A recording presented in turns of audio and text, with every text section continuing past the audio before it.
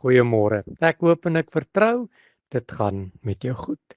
Daar in Daniël 2 lees ek 'n baie mooi ding. Daniël 2:34 sê sonder die toedoen van mense hande.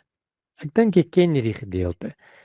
Dis die gedeelte waar die bronsbeeld wat Daniël se koning in sy droom gesien het, deur 'n klip wat sonder mense hande losgebreek het en die beeld vernietig het.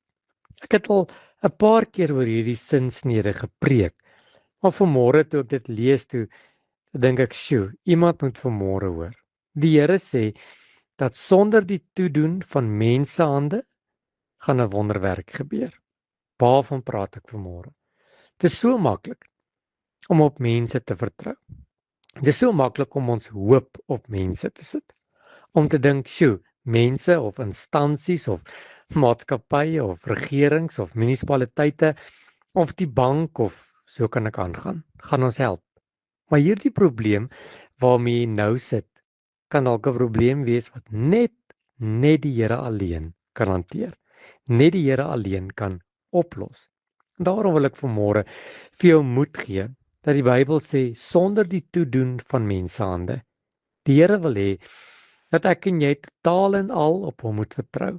En sonder enige mens se hand gaan die Here vir jou deure oopmaak, jou probleem oplos en jou uitdagings vir jou hanteer. Hoe werk dit? Ek weet nie hoe dit werk nie. Maar een ding weet ek vanmôre en dit is seker. Soos 'n paal bo water, dat die Here is magtig. Geen ding is vir hom onmoontlik nie. Daarom wil ek hê jy moet vanmôre op 'n plek kom wat jy jou probleme in die hande van die Here sit en sê, "Here, I take my burdens to the Lord and I leave it there." Here, mag U vandag sonder die toedoen van enige iemand anderste vir my vandag 'n wonderwerk doen. Sal U vandag vir my deure oopmaak? Sal U vandag vir my berge uit my pad uitskuif? Sal U vandag vir my oplossings gee? Want ek weet, Here, dit waarmee ek vanmôre beklei en dit waarmee ek gekonfronteer word, is 'n groter probleem as wat mense kan hanteer.